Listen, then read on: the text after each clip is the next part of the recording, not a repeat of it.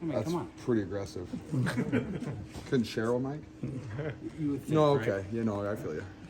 George, 48 hours after the season. Yeah. How have you processed what happened, not only Sunday, but just the whole year? Oh, sorry.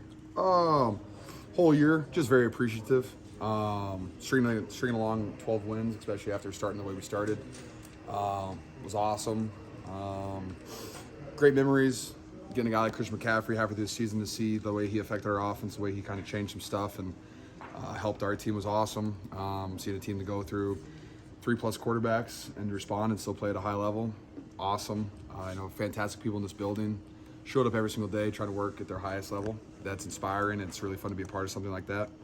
The last 2 days, I always say losing sucks. It is what it is. Only so much you can do. Not a lot you could control to that, in that game. But you just have to deal with it and try to figure out a way to get the ball to bounce in your favor next time. So you're saying that the frustration is a little different this year because the circumstance of Sunday where you didn't really feel you had a chance the way things played out. Is that sort of how you feel? Is it different? How does it compare to you've obviously been in? Yeah, I mean, I've been in games where like you get blown out. Not very many, luckily, in my career, but I've had a couple of those where you're like, okay, we're not trying anymore. Been in the tight games where you get beat on a last-second field goal, or turn the ball over late in the game, something like that.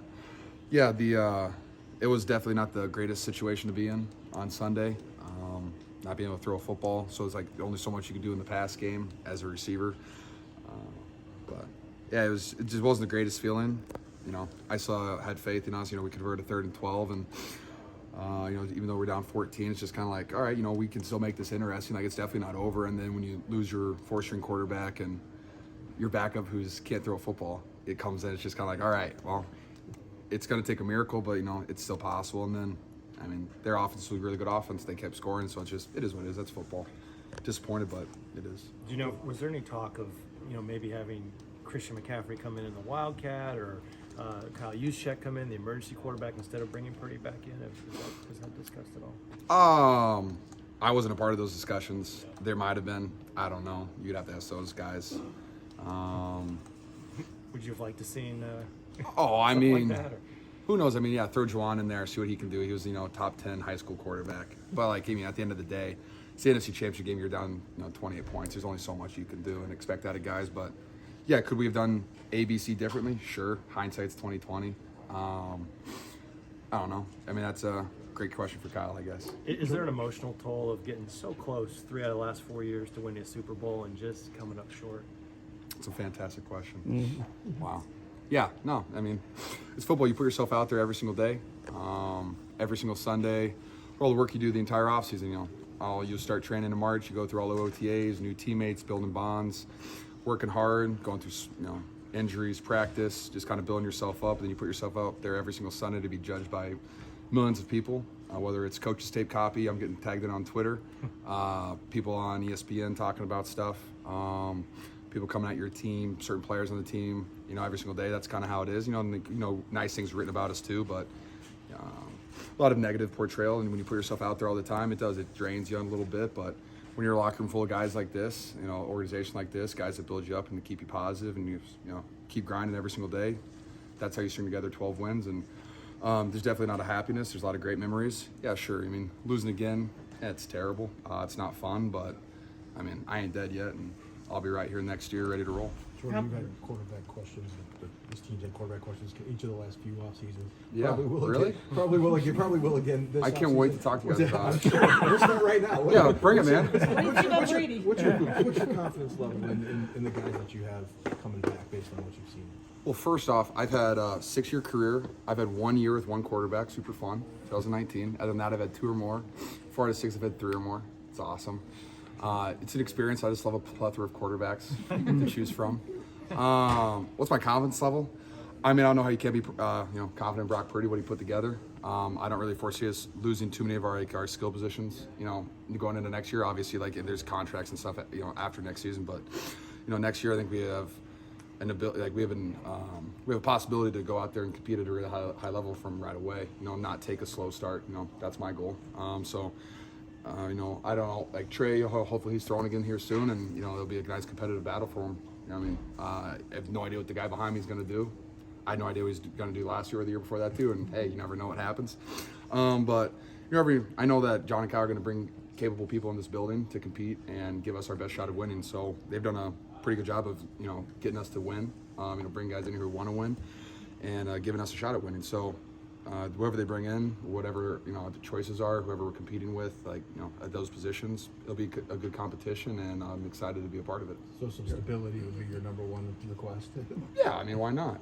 I mean, yeah, it's not really known every offseason. Like, it is what it is. Like, again, like, I'm going to show up, but, like, yeah, being able to build some rapport with somebody consistently would be very fun. And, you know, that's not Jimmy's fault. That's not Trey's fault. That's not Brock's. I mean, like, it's just a situation we're in, and for some reason, our quarterback position gets hurt sometimes, and it's unfortunate, but it is what it is, and you just got to deal with it. And we've been dealing with it for a while, so, you know, hopefully we can eliminate that bug and just play quarterback. Do you end the season physically feeling better than you have maybe in the last few years? This is actually the best I felt since 2019 season, so I'm pretty happy about that. I don't have to, like, go do a whole bunch of rehab stuff for the next 3 months to try to play again. So, no, I feel fantastic. Ended on a high note. Yeah, being healthy and being able to go, you know, leave the building and walk out to my car like I'm fully capable of doing whatever I want. It's pretty fun. George, Kyle's been criticized because Tyler Croft blocked Hassan Reddick on the play. Purdy was injured. Can you explain, as a tight end, like, the thought process behind that and why that is not a terribly unusual thing? Well, I mean, first off, like, I believe if Coach Shanahan calls something, I'm gonna do it the best of my ability, and I believe that the guys around me can do it. I think I have a good tight end room. You know, whoever it is talented enough to make that block. Reddick is a fantastic pass rusher. You know, he's second in the league in sacks, I think. Fantastic. Could you put off lineman? Sure. But I believe that Croft can make that block for the timing that you need to make the block for. It didn't happen. That's football. I mean, they've got good guys. We've got good guys. I know, like, I think I've seen some flag, like, why would you ever put a tight end on him?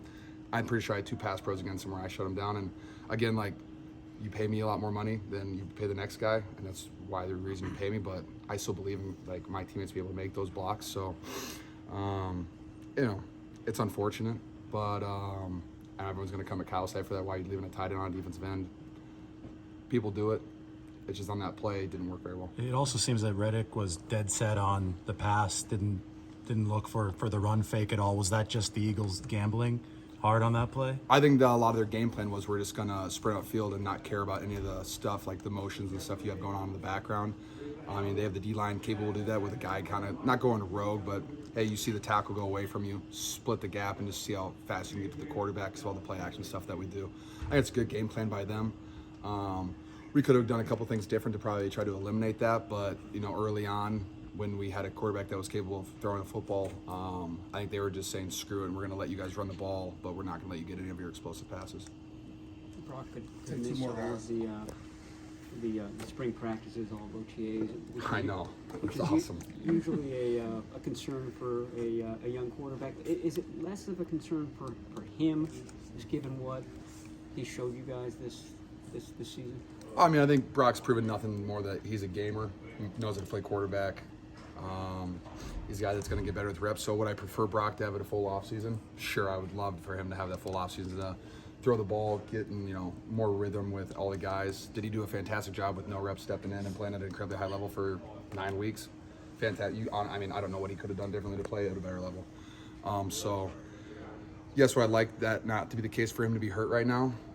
Is it going to be, you know, do or die? No. I know that whenever he is allowed to throw and allowed to participate, he's going to do everything he can to be at a very high level for us. He's focused. He's a great rookie. He doesn't act like a rookie. I think he understands, like, the pressure that we're all under, you know, every day to try to win, how good you have to be every single day.